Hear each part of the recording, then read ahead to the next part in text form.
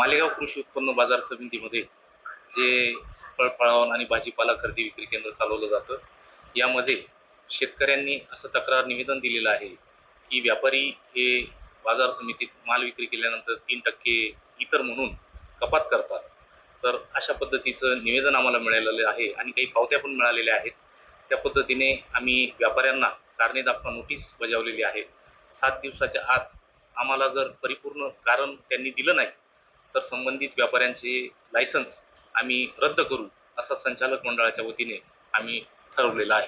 कृषी उत्पन्न बाजार समिती मालेगावमध्ये जे फळ विक्रेते आहे किंवा भाजीपाला विक्रेते जे शेतकरी विकायला येतात, तर त्या शेतकऱ्यांकडनं जे पावती आहे त्या पावतीवर इतर म्हणून ते जे दुकानदार आहेत 3% कर वसुली करताय आणि ही जे शासनाने जे आडत आहे आडत शेतकऱ्यांकडनं घेणं बंद करून दिलेलं आहे. तर तरी सुद्धा या मार्केटमध्ये 3% जो पैसा आहे तो शेतकऱ्यांकडनं वसूल केला जातोय. तर तुम्ही पाहू शकता आमच्याकडे अशा असंख्य शेतकऱ्यांच्या पावत्या आहे की त्याच्यावर इतर म्हणून 3% वसुली केली जाते. तर ही वसुली नेमकी कोणत्या कारणाने व्यापारी करतात याच्यावर बाजार समितीचं लक्ष नाही का?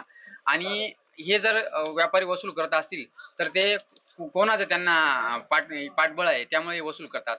शेतकरी हा आहे, शेतकऱ्याला आजपर्यंत कळत नाही, पण आम्ही जेव्हापर्यंत आलो तेव्हा आम्ही पाहिलं तर त्यामुळे 3% जे आहे ते वसुली पाहिली. तदनंतर आम्ही ठरवलं शेतकऱ्यांनी की आवाज उठवायचा, तर ही वसुली तात्काळ थांबवली पाहिजे. ही वसुली आम्ही आता निवेदन दिलेलं आहे कृषी उत्पन्न बाजार समितीला. जर आम्हाला 11 तारखेपर्यंत ही वसुली थांबली नाही आणि या निवेदनात आम्ही असं म्हटलंय की याच्या मागे 1 वर्षापूर्वी पासनं ज्या शेतकऱ्यांचे वसूल झाले त्या शेतकऱ्यांचे पैसे सुद्धा परत मिळावे. तर हे झालं नाही तर आम्ही 11 तारखेला या कृषी उत्पन्न बाजार समितीच्या गेटवर ठिय्या आंदोलन करणार आहोत आणि ते आम्हाला 1 वर्षाचे पैसे परत भेटत नाही तोपर्यंत आम्ही हे आंदोलन बंद करणार नाही. हे आंदोलन चालू राहील.